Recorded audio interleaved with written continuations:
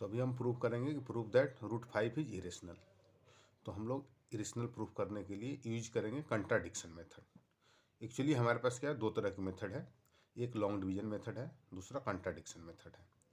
तो long division method जो है वो क्लास 9th में चलता है और कंट्राडिक्शन मेथड ओवरऑल चलता है। और ये जितना भी है √2, √3, √5, √n की जो इरेशनल प्रूफ है, ये एक क्वेश्चन जो है वो आता ही आता है एग्जाम में। तो इसको आप लोग अच्छे से करें। तो हमारे पास दो मेथड है, एक लॉन्ग डिवीजन, एक कंट्राडिक्शन मेथड। तो सबसे पहला हम ये देखते हैं कि इरेशनल नंबर होता क्या है, उसका डिफिनीशन क्या है। तो इरेशनल नंबर वही होता है जो कि नॉट टर्मिनेटिंग हो और नॉट रिपीटिंग हो। नॉट टर्मिनेटिंग का मतलब जैसे ये आ रहा है नंबर 1.4, 1, 2, 3, 5, 6, ये ऐसे नंबर डॉट डॉट डॉट ये चलता जाएगा। तो ये क्या हो रहा है कि नंबर टर्मिनेट नहीं हो रहा है, तो ये नॉट टर्मिनेटिंग नंबर है। तो इस तरह का अगर जो नंबर आएगा नॉट टर्मिनेटिंग,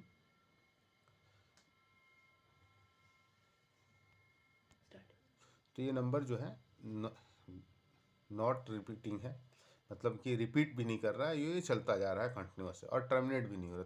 तो इस तरह का अगर नंबर कोई भी आता है तो ये क्या है, इरेशनल नहीं है। और ये नंबर जो है ये रिपीटिंग एग्जाम्पल है। तो इस तरह का नंबर जो रिपीटिंग आएगा वो भी हमारा नंबर जो है इरेशनल नहीं होगा। तो नॉट टर्मिनेटिंग होना चाहिए और नॉट रिपीटिंग होना चाहिए, ऐसे जब नंबर आएगा वही हमारा नंबर जो है इरेशनल होगा। ये सारे नंबर रेशनल है।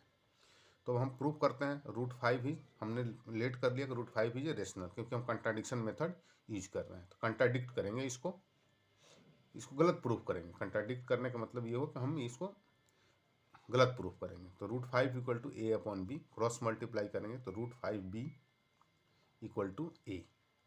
Squaring both side, squaring both side, तो स्क्वायर करेंगे तो ये आ जाएगा 5b² इक्वल टू a²।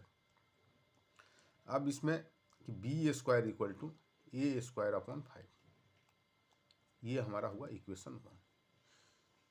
इससे हमें पता चला कि a² जो है a² is divisible by 5, divisible by 5। तो अगर a² हमारा डिविजिबल बाई 5 है तो हमारे थ्योरम के हिसाब से, हमने पहले थ्योरम प्रूफ करा था कि a is also divisible by 5, divisible by 5। तो इसका मतलब ये हुआ कि 5 जो है 5 इज ए फैक्टर ऑफ ए का फैक्टर होगा, क्योंकि 5 से अगर डिविजिबल कोई नंबर से डिविजिबल होगा तो उसका एक फैक्टर होगा। तो यहाँ से हमें ये प्रूफ हो गया कि 5 is a factor of a. अब हम क्या करेंगे, लेट करेंगे फिर अगेन कि a equal to 5c, a equal to 5c। तो हमने लेट कर लिया। अब इस वैल्यू को ए इक्वल टू 5c को हम यहाँ पे रख देंगे, √5b इक्वल टू ए है, इसकी जगह पे ए की जगह पे हम 5c रख देंगे। तो यहाँ हमारा आ जाएगा √5b इक्वल टू 5c। अब क्या करेंगे, स्क्वायरिंग, स्क्वायरिंग बोथ साइड। तो ऐसा हमने क्यों किया, ए इक्वल टू 5c क्यों रखा, क्योंकि ए जो है, ए का एक जो फैक्टर हमने प्रूव किया है कि 5 इज ए फैक्टर ऑफ ए, तो ए का एक फैक्टर 5 है, इसलिए हमने 5c लिया। अगर ए का फैक्टर 2 आता तो हम यहाँ 2c लेते, अगर ए का फैक्टर 3 आता तो हम यहाँ 3c लेते, क्योंकि ये फैक्टर अभी इसमें दिख रहा है कि 5 इज ए फैक्टर ऑफ ए, हमने अभी यहाँ तक प्रूव किया। तो ये रख दिया, स्क्वायरिंग बोथ साइड। तो ये हो जाएगा 5b² इक्वल टू 25c²। अब ये 5 से ये 5 जा, तो आ गया b² इक्वल टू 5c²। इसका मतलब हुआ कि c² इक्वल टू b²/5। ये हमारा हो गया इक्वेशन 2। यहाँ से हमें दिख रहा है अब ये कि b² 5 से डिविजिबल है।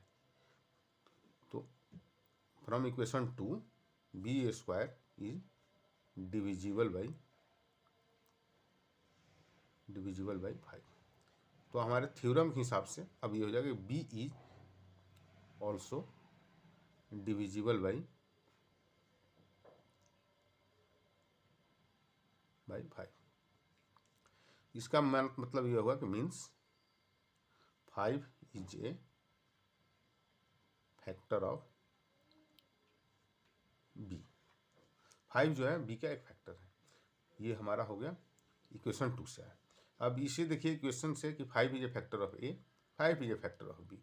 और हमने लेट क्या किया था, हमने लेट किया था कि ये दो को प्राइम नंबर है। को प्राइम नंबर होने का मतलब ये है कि ए का जो भी हम फैक्टर निकालेंगे ए और बी का, इसमें 1 के अलावा और कोई चीज़ कॉमन नहीं होगा। लेकिन अभी हम क्या देख रहे हैं इस स्टेटमेंट से, इन दोनों इक्वेशन से जो हमें स्टेटमेंट मिला है, यही मिल रहा है कि ये दोनों जो है ए का भी फैक्टर 5 है और बी का भी फैक्टर 5 है।